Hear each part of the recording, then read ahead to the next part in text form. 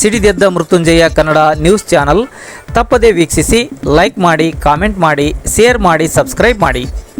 ಕತ್ತಲೆಯಿಂದ ಬೆಳಕಿನೆಡೆಗೆ ನಿಮ್ಮ ಧ್ವನಿ, ನಿಮ್ಮ ಚಾನಲ್. ಸಡಗರ ಸಂಭ್ರಮದಲ್ಲಿ ನಡೆದ ಹಾವನೂರು ಗ್ರಾಮದ ಶ್ರೀ ದುರ್ಗಾದೇವಿ ಜಾತ್ರಾ ಮಹೋತ್ಸವ. ವರದಿ ಡಿ ಪರಶುರಾಮಪ್ಪ. ಹಾವೇರಿ ಜಿಲ್ಲಾ ಗುತ್ಲ ಸಮೀಪದ ಹಾವನೂರು ಗ್ರಾಮದಲ್ಲಿ ಕಳೆದೆರಡು ದಿನಗಳಿಂದಲೂ ವಿಜೃಂಭಣೆಯಿಂದ ನಡೆದ ಶ್ರೀ ದುರ್ಗಾದೇವಿ ಜಾತ್ರಾ ಮಹೋತ್ಸವ ಸಡಗರ ಸಂಭ್ರಮ ಮನೆ ಮಾಡಿತ್ತು. ಎಲ್ಲೆಲ್ಲಿಯೂ ಕಣ್ಮನ ಸೆಳೆಯುವ ಆಟಿಕೆ ವಸ್ತುಗಳು, ತಳಿರು ತೋರಣ, ದೀಪದ ಅಲಂಕಾರಗಳಿಂದ ಊರೇ ಬೆಳಕಿನ ಹಬ್ಬದಂತೆ ಕಂಗೊಳಿಸುತ್ತಿತ್ತು. ವಿವಿಧ ವಾದ್ಯ ಮೇಳಗಳು ಎಲ್ಲರ ಗಮನ ಸೆಳೆದವು. ಈ ಜಾತ್ರೆಯಲ್ಲಿ ಮದ್ದು ಸುಡುವುದು ಸೇರಿದಂತೆ ಜಾತ್ರೆಯ ಸಡಗರ ನೋಡಲು ಎರಡು ಕಣ್ಣು ಸಾಲದು. ಹಾವನೂರು ಗ್ರಾಮದ ಶ್ರೀ ದುರ್ಗಾದೇವಿಗೆ ಸಕಲ ಸದ್ಭಕ್ತರು ವಿವಿಧ ಪೂಜೆ, ಅಭಿಷೇಕ, ಆರಾಧನೆ ಮಾಡುವ ಮೂಲಕ ದೇವಿಯ ದರ್ಶನ ಪಡೆದರು.